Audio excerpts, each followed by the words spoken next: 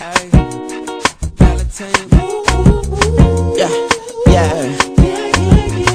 yeah, yeah, yeah.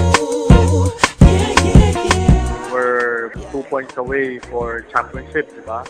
Parang ano siguro we learned from that experience. Siguro yung nangyari sa amin last All Filipino Cup is an experience for us na ma-improve namin yung nangyari sa amin. If you remember yung last interview natin, na parang learning process pa kami, yung mga bagong players, Joe, ako, Larry, di ba?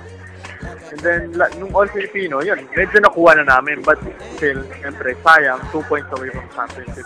I think for me, okay naman yung ano namin. Kumbaga, as a team, sobrang okay talaga kami. Medyo, ano kami nung sobra na yung hole na since short conference lang siya, last conference, medyo masyado na kami nasa ilalim We started 0-3 kagad, di ba? With Jalen Young. And nung dumating naman si Rowe, siyempre, si Rowe came from long league din sa Australia. So, medyo pagod din siya. Siguro yung chemistry ng team na nag-start mag-practice for a long time. Kasi before All Filipino, mahaba yung chance mo mag-prepare, di ba? Compare pag may bagong import, ituturo mo lahat sa import in 1 week or, di ba?